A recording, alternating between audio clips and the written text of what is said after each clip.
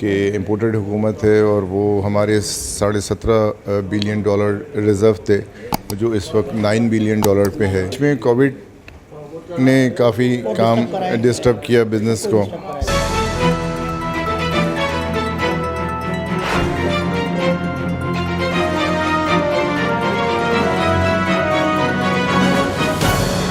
Point کو آپ share کریں, لائک کریں اینڈ سبسکرائب کریں. Thank you. السلام علیکم. نظر پوائنٹ کے ساتھ حسین دانش. میں آج جو ہے نکاٹی کے پلیٹ فارم پر موجود ہوں, جو نارتھ کراچی انڈسٹریل ایریا کے جو ہے نکاٹی. آج میرے ساتھ ایکس پریزیڈنٹ نکاٹی کے جو ہے موجود ہیں سید طارق. آئے ان سے ہم گفتگو کرتے ہیں. یہاں پہ جو ہے کچھ دیر پہلے جو ہے علی زیدی صاحب کی آمد ہوئی ہے, اس کے علاوہ میٹنگز ہوئی ہیں ان کی, تو ان سے ہم گفتگو کریں گے کہ سر آج کی میٹنگ کے حوالے سے آپ کچھ بتائیں گے ہمیں, اور کچھ ذرا بتائیں کہ نظر پوائنٹ پر کیا ہوا ہے آج کا میٹنگ. علی زیدی کے ساتھ آمد ہوئی ہے نکاٹی میں. بیسیکلی علی زیدی صاحب جو ہیں وہ کیونکہ ایکس منسٹر رہے ہیں پورٹ اینڈ شپنگ کے, تو وہ ان کا تعلق انڈسٹریلسٹ سے رہا, کیونکہ ہماری جو بھی کنٹینرز شپ کے حوالے سے شپنگ ہوتی ہے تو وہ سارے معاملات وہ دیکھ رہے ہوتے ہیں, اور وہ اس سے پہلے بھی ہمارے پاس آ چکے ہیں جب وہ منسٹر تھے. تو ہماری جو بھی معاملات ہوتے تھے ہم ان سے ڈسکس کرتے تھے. تو کل ان کا فون آیا کہ وہ آنا چاہتے ہیں یہاں پہ. اچھا, بینگ اے بزنس کمیونٹی ہم کسی کو بھی منع نہیں کرتے. جو بھی سیاسی پارٹی ہیں یا جو بھی لوگ ہیں وہ آنا چاہتے ہیں, بزنس کمیونٹی سے ملنا چاہتے ہیں, وہ ملیں. تو اس حوالے سے وہ آئے تھے اور آ کر انہوں نے اپنی جو پوائنٹس تھے انہوں نے وہ دیا. لیکن ہم نے ان سے کئی سوالات کیے کہ آپ کی دور حکومت میں 3.5 سال جو ہے وہ آپ نے کیا کچھ کیا پاکستان کے لیے. تو انہوں نے اپنی بریفنگ دی کہ ہم نے یہ کیا, یہ ساری چیزیں کی ہم نے. تو یہ ہم ان کو سن رہے تھے, اس حوالے سے وہ آئے. سر آپ کو جو انڈسٹریل ایریا میں پرابلمز ہیں اس کے حوالے سے, یعنی ظاہر سی بات ہے انڈسٹریل زون جو ہے, جو مل آنرز وغیرہ یہاں پہ ان کو جو پرابلمز ہیں اس کے حوالے سے آپ کی کوئی ڈسکشن ہوئی؟ جی ہاں, بالکل ہوئی. چونکہ لاسٹ ٹائم جب میں پریسیڈنٹ تھا تو وہ تشریف لائے تھے یہاں پہ, اور جو ہمارے کچھ علاقے کی پرابلمز تھے جو یہاں پہ کنٹینرز کے حوالے سے تھے اور ایکسپورٹ اور امپورٹ کے حوالے سے تھے, اور کنجیشن, پورٹ کنجیشن, کیونکہ کنٹینرز آتے تھے اور پورٹ پہ آپ کو پتہ ہے کہ اسپیس نہ ہونے کی وجہ سے وہ port container in time deliver نہیں ہوتے تھے. اور اسی طرح ایسا تھا کہ جب آپ ایکسپورٹ کے لیے کنٹینرز یہاں سے بھیجتے ہیں تو اسپیس نہ ہونے کی وجہ سے کنٹینر جو ہے وہ بعض اوقات شٹ آؤٹ ہو جاتا ہے وہاں پہ, تو اس میں چارجز دینے پڑتے ہیں ہمارے. جی ہاں, ایکسٹرا چارجز ہو جاتے ہیں. تو یہ ساری چیزیں تھیں. بیچ میں کووڈ نے کافی کام ڈسٹرب کیا بزنس کو. سارے لوگ آل اوور دی ورلڈ ہی یہ سلسلہ رہا, لوگ ڈسٹرب ہوئے. آج ہم نے ان سے یہ پوچھا کہ آپ جو آئے ہیں تو کیا آپ کیا چاہتے ہیں اور آپ کی کیا موٹو ہے. تو انہوں نے یہ کہا کہ بزنس کمیونٹی سے ہم ملنا چاہتے ہیں اور ہم یہ چاہتے ہیں کہ اس وقت کی جو سچویشن ہے, بقول ان کے آپ لوگ بھی موجود تھے, کہ امپورٹڈ حکومت ہے اور وہ ہمارے $17.5 بلین ریزرو تھے جو اس وقت $9 بلین پہ ہے. تو بقول ان کے ہم نے ایک سوال کیا ہے کہ یہ بتائیں کہ آپ جب گئے تھے تو $17.5 بلین آپ کے پاس اگر تھے تو ابھی 9 کیسے ہیں, کیونکہ یہاں تو سننے میں یہ آ رہا ہے کہ $9 بلین ہے. تو انہوں نے کہا کہ اسٹیٹ بینک کے جو رپورٹ ہے اس کو دیکھ لیں آپ, تو اس میں جو ڈیٹ ہماری جو ہے نا, جس دن ہم فارغ ہوئے اور اس کے بعد ان کی جو بیلنس شیٹ ہے اس میں آپ کو پتہ لگ جائے گا کہ کتنے ڈالرز ہم چھوڑ کر گئے. اور پھر انہوں نے کہا کہ ہمارا جو ہے یوکرین اور اس سے بھی گندم ہم امپورٹ کر رہے تھے, رشیا سے بھی کر رہے تھے پہلے, لیکن چونکہ اس وقت انہوں نے یہ کہا کہ اس وقت جو پہلی گورنمنٹ جو تھی ان کی, تو انہوں نے کہا کہ ہمارے جو وزیر اعظم تھے خان صاحب وہ گئے وہاں رشیا, اور رشیا سے جا کر انہوں نے ایک معاہدہ کیا کہ اس میں 30% آپ کہہ لیں کہ اس کو جو پرائز ہے اس کی 30% لیس پرائز میں وہ چیزیں ملیں گی آپ کو. تو انہوں نے کہا کہ ہم نے وہ معاہدہ ان سے کیا, اور اس کے بعد ہم آئل بھی لینا چاہ رہے تھے ان سے, گیس بھی لینا چاہ رہے تھے, لیکن ان دی مین ٹائم ان کی حکومت چلی گئی. تو پھر وہ کہہ رہے تھے کہ ہم نے جو بلاول بھٹو صاحب ہیں انہوں نے جو امریکہ گئے تھے تو انہوں نے کہا تھا کہ واقعی وہ جب وہاں گئے تھے تو یہ اگر وہاں سے چیزیں سستی ملنی ہیں تو ہمیں بھی لینا چاہیے, تو انہوں نے انڈوز کیا. اور سیکنڈلی انہوں نے یہ بات کی کہ جو اس وقت وہاں کے ہیں رشیا کے جو وزیر خارجہ ہیں انہوں نے بھی اس کی تصدیق کی کہ ہاں یہ آئے تھے اور یہ ڈیل ہماری ان سے چل رہی تھی. تو میں سمجھتا ہوں کہ دیکھیں بات یہ ہے کہ اس وقت کی جو اکنامی کی سچویشن ہے بہت زیادہ ٹف ہوئی ہے.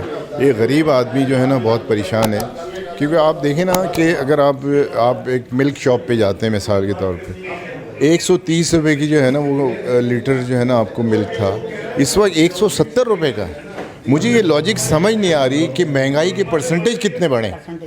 آپ دیکھیں مہنگائی 10%, 20%, 25% بڑھ گئے, تو اگر 130 روپے ہے تو 130 روپے پہ 25% لگائیں نا آپ. آپ کا نقطہ نظر بہت زبردست ہے. جتنی مہنگائی ہو رہی ہے بہت زیادہ گنا یہ اضافہ ہو رہا ہے اور اس کو کوئی کنٹرول نہیں کر رہا. میں سمجھتا ہوں کہ یہ جو ہمارے لوگ بھی انوالو ہیں, جو یہ چھوٹے چھوٹے شاپ کیپرز, دکاندار اور چیزیں دیکھیں, ایک چیز بڑھتی ہے نا, ڈالر بڑھ گئی. آج میرے پاس اگر اسٹاک ہے میرے گودام میں یا میرے فیکٹری میں, تو کیا اس کی قیمت بڑھ گئی کیونکہ ہم نے تو پرانے ریٹ میں لیا ہوا ہے؟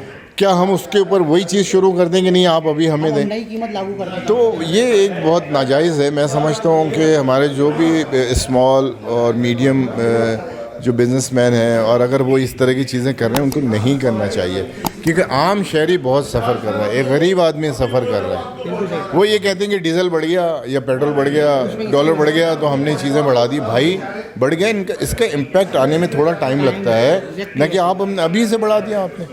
اس آدمی کا کیا ہوگا جس کے 25,000 30,000 روپے سیلری ہے. ہمارے فیکٹری میں آپ دیکھ لیں جو بیچارے جاب کر رہے ہوتے ہیں, یقین کریں کہ میں جب فیکٹری سے دیکھتا ہوں ان بیچاروں کو ہماری طرف یوں دیکھ رہے ہوتے ہیں, بنے سوالیہ نشان ہوتا ہے کہ وہ بیچارے مجبور ہوتے ہیں. آپ لوگ بھی آنر لوگ جو ہے وہ ان کے لیے کیا کریں, ایکچوئل لیبر کیا کریں ایگزیکٹلی. اور ہمیں بہت سچی بات ہے لیبر کو بہت مشکل کام ہو گیا ہے. اور اس وقت جو امپورٹ کا ایک بحران آیا, آپ کو پتہ ہے کنٹینرز اسٹک ہو گئے پورٹ پہ, کیونکہ بینک نے ڈاکومنٹس ریلیز کرنے سے معذرت کر لی.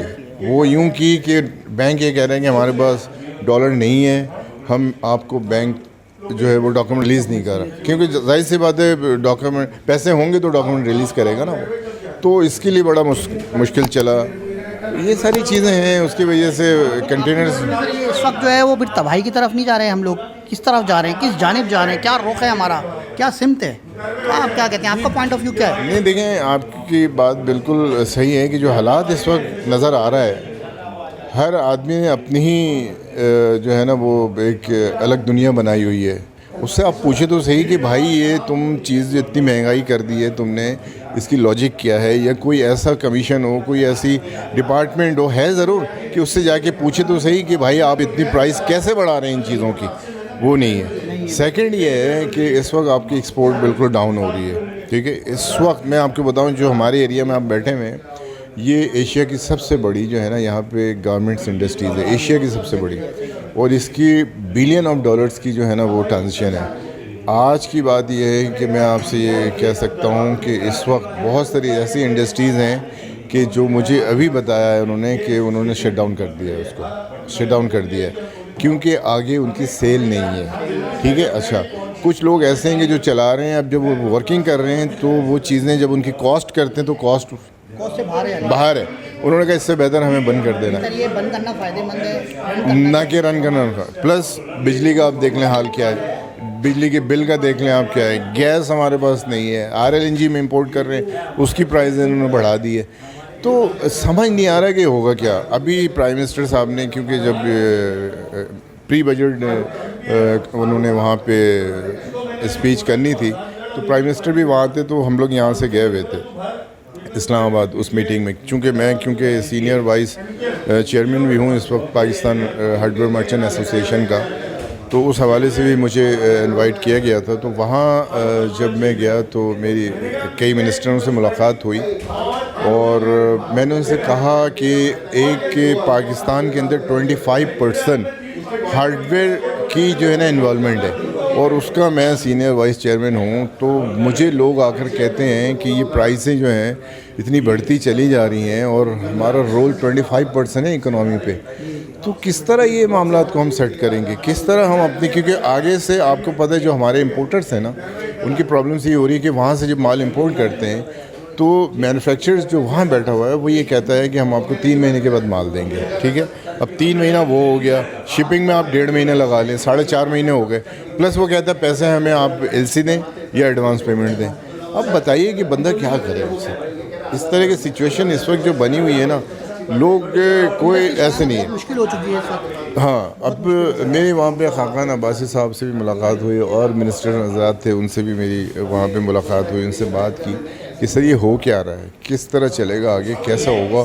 اس طرح تو کوئی اعتماد کی فضا نہیں ہے اس وقت, بے اعتمادی ہو رہی ہے, اعتماد نہیں ہے. ایک حکومت پہ اعتماد نہیں ہے, حکومت پہ کسی پہ بھی لوگ کوئی اعتماد نہیں کر رہے ہیں. کے جو آنرز ہیں میرے آنر, ان کو اعتماد نہیں کہ کریں کیا. کرے کیا ایگزیکٹلی. جب تک کہ آپ کانفیڈنس نہیں ہوتا آپ بزنس کیسے کریں گے. اگر آپ نے کسی کو کوئی مال دینا ہے یا لینا ہے, سب سے پہلے آپ نے اس کی کریڈیبلٹی کو دیکھنا ہوتا ہے کہ یار اس کی کیا ساکھ ہے, یہ ہماری گڈس کو خرید سکتا ہے یا نہیں. ہم باہر مال بیچتے ہیں, ہم جاتے ہیں نا, وہاں جا کر ہم پارٹیوں سے ملتے ہیں کہ جناب یہ ہماری اس کی اتنی ورتھ ہے کہ ہم سے کچھ لے سکتا ہے.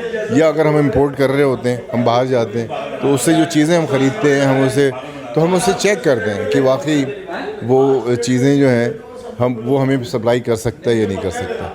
تو یہ ساری چیزیں ہیں. اب میں سمجھتا ہوں کہ گورنمنٹ کو اس پہ سنجیدگی سے سوچنا پڑے گا, اور بزنس کمیونٹی کو بھی لے کے بیٹھیں وہ. اور جو مہنگائی ہے اس وقت جس طرح اوپر جا رہی ہے, اللہ معاف کرے, مجھے بہت باہر ہو رہا ہے. اور جب ایک بندے کو روٹی نہیں ملے, میں نے ابھی ایک آپ کے میڈیا کے کوئی پروگرام میں دیکھا کہ لوگ 5 کلو یا 10 کلو کے آٹا لیتے ہیں نا, غریب آدمی بھی, وہ دکھا رہا تھا کہ لوگ کلو اور 1.5 کلو جو ہے نا وہ آٹے لے رہے ہیں. تو اس سے آپ مراد سمجھ لیں کہ ان کی کیپیسٹی کتنی ڈاؤن ہو چکی ہے, بائنگ کیپیسٹی. تو میں سمجھتا ہوں کہ اللہ تعالیٰ ہمارے ملک کے لیے بہتر کرے.